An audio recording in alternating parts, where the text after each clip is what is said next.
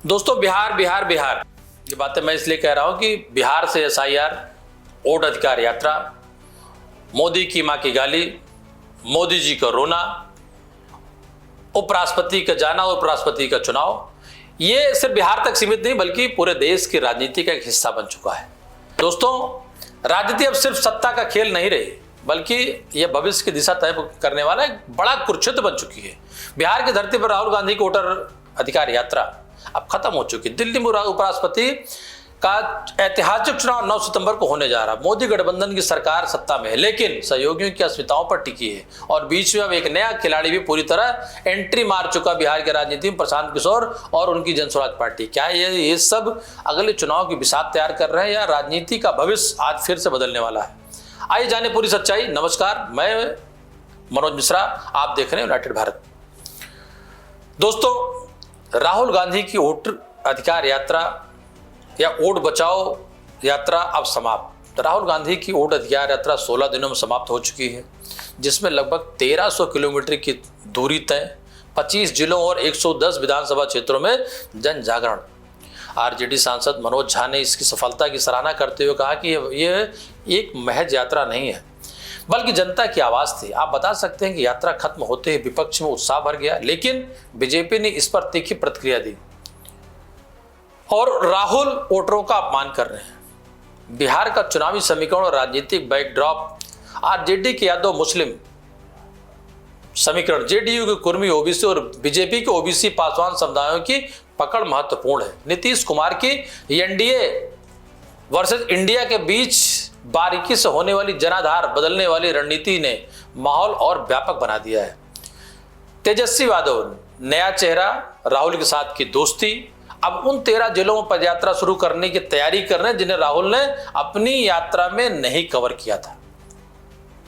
मोदी गठबंधन एनडीए की वर्तमान स्थिति 2024 के बाद बीजेपी को अकेले बहुमत नहीं मिला, इसलिए उन्हें अपने सहयोगी दलों जेडीयू, एलजेपी और महाराष्ट्र में शिवसेना, शिंदे, एनसीपी, पवार गुट के भरोसे रहना पड़ रहा है या दिल्ली की सरकार चलानी पड़ रही है। और दिल्ली की सरकार जब क्षेत्रीय दलों पर चलानी पड़ती है तो उसकी मजबूरियां आपने इतिहास में देखा है। इसलिए जितना सत्ता में मजबूर रहना है उतना ही उनकी स्थिरता पर प्रश्न लगातार रहेगा। विपक्ष को इससे भुनाने का मौका मिलेगा। उपराष्ट्रपति चुनाव की बात अगर हम कर ले, अब होने वाला है 9 सितंबर। आपको धनखड़ के इस्तीफे की पहले अभी गुत्थी सुलझी नहीं, उस पर लगातार सवाल हो रहे हैं।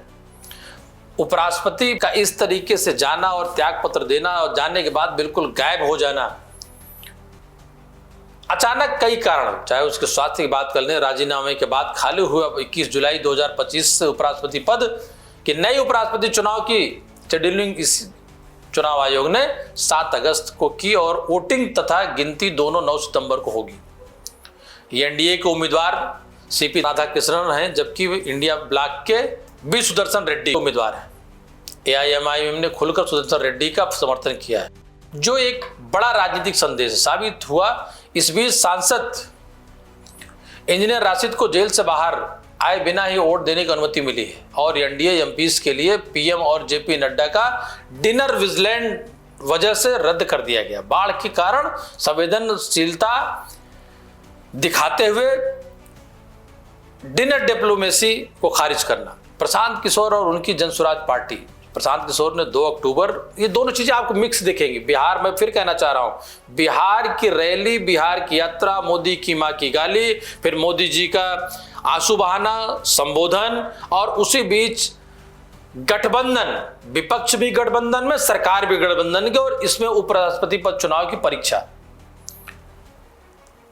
2024 को जन स्वराज पार्टी की स्थापना के साथ ही प्रशांत किशोर ने जो अभियान छेड़ा उसे बढ़ाकर राजनीतिक पार्टी के रूप में खड़ा किया। वे 3 साल से बिहार की गांव-गांव पदयात्रा कर रहे हैं। पिंक यात्रा और शहरीकरण सीमाओं का पार कर चुके हैं। अब जीएसपी सभी 243 सीटें, जन स्वराज पार्टी सभी 243 विधानसभा सीटों पर अकेले चुनाव लड़ने की तैयारी का दावा कर रही है। उम्मीदवार नामावली का ऐलान नवरात्रि के आसपास करने वाला है। मनी कंट्रोल के एक रिसेंट ओपिनियन पोल के अनुसार एनडीए आगे, लेकिन जेएसपी भी 2 सीटें हासिल कर सकता है, जिससे त्रिकोणीय मुकाबला बन सकता है। इसके अलावा आशा आरसीपी सिंह की पार्टी है। जब जेएसपी में विलय हो चुका है, यानी आशा और प्रशांत किशोर एक हो चुके हैं। भविष्य की राजनीति का दिशा निर्देशन, राहुल की यात्रा विपक्ष को जमीन पर जोड़ने की कोशिश है, लेकिन बीजेपी और एनडीए अभी भी गठबंधन सत्ता की ताकत पर टिके हुए। उपराष्ट्रपति चुनाव एनडीए के लिए परीक्षा की तरह है, अगर जीतता है तो विपक्ष के लिए मुश्किल और हारता है तो विपक्ष को जनसंदेश। जेएसपी की मौजूदगी बिहार की राजनीति में बदलाव की पूंजी ला रही है, चाहे वो वोट कटिंग हो, नए एजेंडे हो या तीसरी लाइन का विकल्प। 2029 का नक्शा इन दिनों राहुल की पैरवी, उपराष्ट्रपति चुनाव जेएसपी की ताकत की साझा गतिविधि से तैयार होने वाला है। दोस्तों, मैंने बिहार के क्षेत्रीय दलों पर और दिल्ली के उपराष्ट्रपति चुनाव पर इसलिए चर्चा की कि आप इसमें नायडू को नहीं भूल सकते, दक्षिण मूल के दोनों उपराष्ट्रपति उम्मीदवारों को नहीं भूल सकते, दोनों के बैकग्राउंड को आप नहीं भूल सकते। रेड्डी बंधु से लेकर नायडू से लेकर के और तथाकथित कई ऐसी पार्टियां हैं, खासकर नीतीश और नायडू के गठबंधन से एनडीए सरकार जो चल रही है, क्या ये 9 सितंबर को एक रहेंगे या अपने अपने स्थानीय मुद्दे पर या स्थानीय मुद्दों के कोई मुद्दे इन पर हावी होंगे? और हावी होते हैं तो जो पड़ने वाला वोट हार जीत का अंतर तो एक अलग विषय हो गया, लेकिन उसमें अगर वोट इधर से उधर जाता है तो भविष्य की राजनीति या भविष्य की रणनीति एनडीए को भी, चाहे वो प्रधानमंत्री मोदी हो या चाहे राहुल गांधी हो, उनको ये देखना समझना पड़ेगा कि आगे की चालें उनको कैसे चलनी। आज की राजनीति में हर चाल का व्यापक असर, राहुल गांधी की यात्रा पूरी हो चुकी, उपराष्ट्रपति चुनाव 9 सितंबर को होने वाला है। एनडीए अपनी गठबंधन राजनीति पर काम कर रहा है और प्रशांत किशोर की जन स्वराज पार्टी एक मजबूत विकल्प के रूप में, और दूसरे शब्दों में कहें कि जो विकल्प लोगों ने चूज तय किया था दिल्ली में और आम आदमी पार्टी खड़ी हुई थी, कमोवेश उसी तरीके का माहौल विगत 3 वर्षों में जन स्वराज यात्रा के जरिए, जन स्वराज पार्टी के जरिए प्रशांत किशोर बनाने का प्रयास कर रहे हैं। प्रशांत किशोर बेसिकली चुनाव प्रबंधन के ही प्रबंधक रहे हैं। क्या विपक्ष एनडीए के लिए सच्ची चुनौती बन पाएगा?